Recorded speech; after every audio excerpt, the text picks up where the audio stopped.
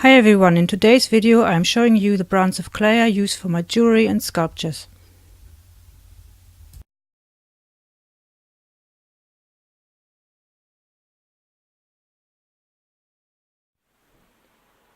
These are the brands of clay I currently have. Fimo or Fimo, Primo, Primo Accents, Super Sculpey,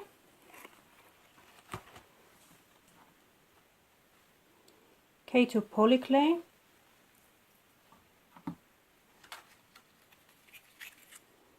Puddle,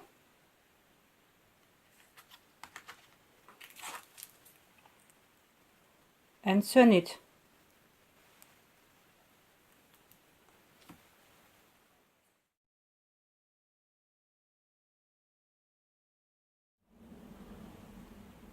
When I started working with polymer clay, I mostly used Fimo, which was the first polymer clay on the market. Fimo was invented in the 1930s by German doll maker Fifi Rehbinder, who couldn't find supplies during the Second World War. She called her plastic Fifi Mosaic and used this for sculpting her doll heads. In 1964 she sold her formula to Eberhard Faber, also known as Stettler, who tweaked it into the Fimo we can now buy in toy and craft supply shops. Fimo made it to America in the 1970s, but American companies also developed their own versions, such as Primo and the Kato Polyclay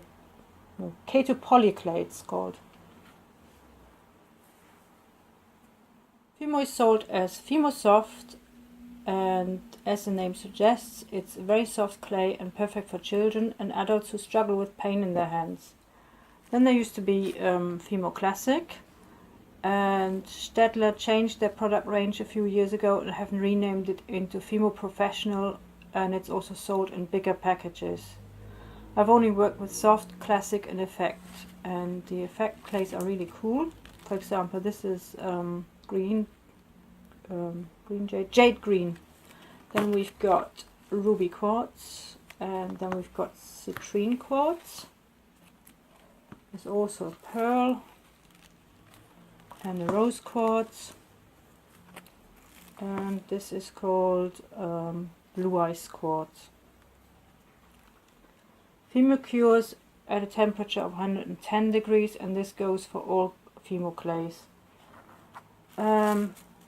These days I don't really use Fimo much because it tends to stick too much to the rollers of my pasta machine, and it's also harder to recondition very old clay. It gets very crumbly and is time consuming, and I'm trying to demonstrate this here.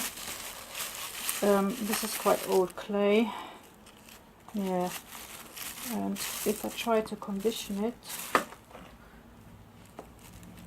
let's see how that works. Not very well, as you can see. It's a bit crumbly.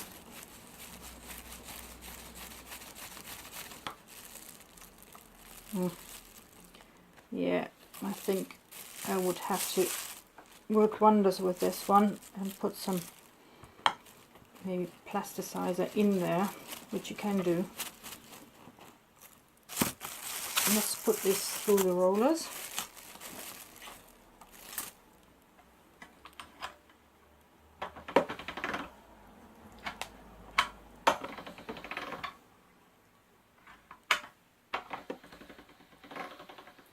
It's actually not that bad, but it will take a while to revive, and you can see there are a lot of cracks here.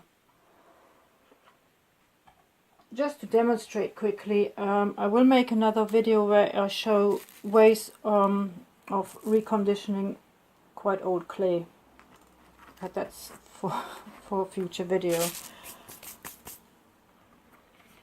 This is made with Fimo. I think I combined Fimo Soft and Classic in this one, and this pendant is, I think, also made with Fimo clay. Fimo liquid is another product I use by Städtler, and it's very useful because you can attach raw clay to baked clay and then you cure it again in the oven. And the nice thing about Fimo liquid is that it is also transparent and you can do all sorts of things with it, and it cures at 130 degrees, not 110, which means you can also use it with the Primo clay, and I use Primo quite a lot.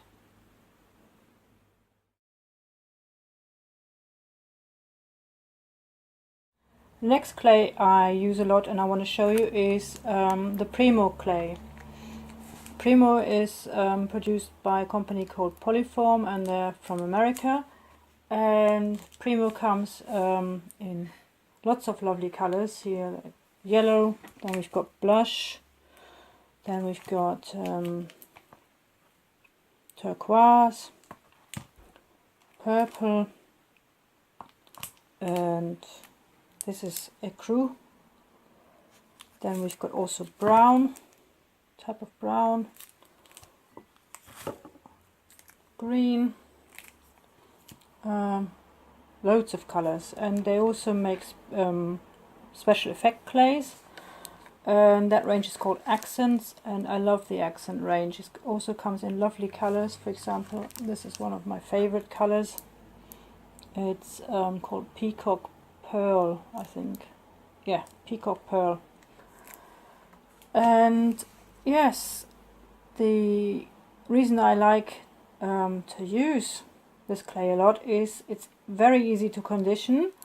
It doesn't stick much to the rollers of my pasta machine, which makes it easier to clean.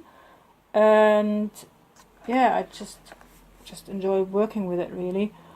There's also a product called Primo Souffle. Unfortunately, I haven't had the chance to test it yet. It's supposed to be very soft and lightweight, and I hope I will work with it in the future. It's on my list of things to try.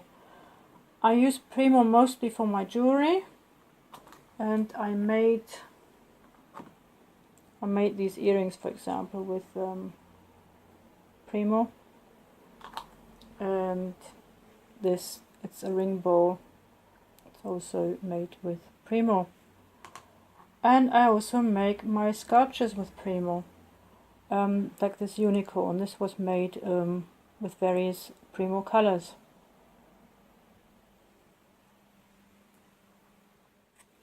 I also use Super Sculpey Beige for my sculptures. I love sculpting with it, as it is much easier to condition and manipulate into shape. You also don't have to worry about the colors bleeding into each other and blending the seams. It looks like this. So once it's baked, the color gets actually a bit darker, and then you have to paint it. I paint it with acrylic paints, and but before I use the paint, I prime the whole sculpture with stuff that is called gesso. You use it normally for paintings, just to prepare it so the acrylic color actually sticks to the sculpture. And this is a sculpture I'm working on at the moment. And these are sculptures I made with the Super Sculpey. And here's the fox I made. Yeah, and this is the Sculpey range, so Primo and Super Sculpey. Oh, forgot to say, yes, both cure at a temperature of 130 degrees.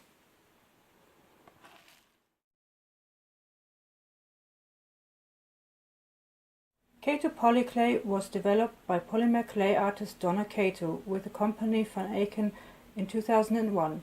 The clay comes in the main colors such as red, blue and green, and it is also sold as effect clays such as translucent or metallic, like here this is metallic copper, and we've got metallic gold and pearl.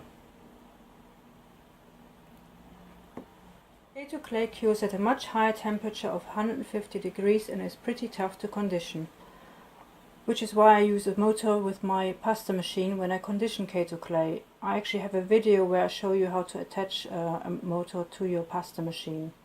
Kato is the best clay for caning artists as it keeps its shape in a cane much better and it doesn't distort the cane as easily.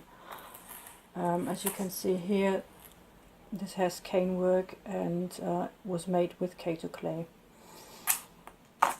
I also found that you don't need to sand the finished items much and the clay comes out with a sheen. Here, for example, this was for a project I haven't finished yet and I'm not sure if I will. This has not been sanded and it's quite shiny. It's also pretty strong clay, can't really break it easily. And I'll show you another piece I made with Kato clay. Oops. This one here I made in a course. And also this one. I have to admit I bought loads of Kato clay, but I haven't really used it much. I hope this year I will get around creating some pieces with it. It is a bit more expensive than the other clays I have mentioned. So if you're new to polymer clay, I would suggest you start out with either Fimo soft or Primo, because it's very soft and easy to work with.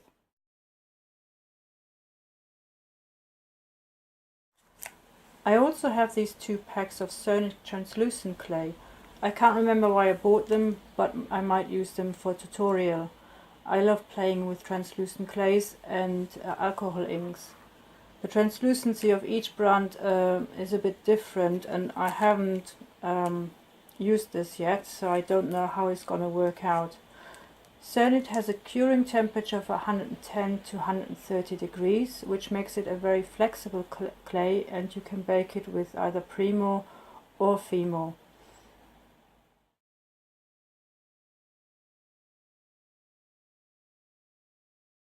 And finally there is the Puddle translucent clay. I don't use Puddle at all, but I bought this to make a collection of 4 beach glass pendants. I bought the tutorial for this from Ginger Almond Davis of the Blue Bottle Tree. I can highly recommend her tutorials, by the way. And these are the pendants I made with Puddle.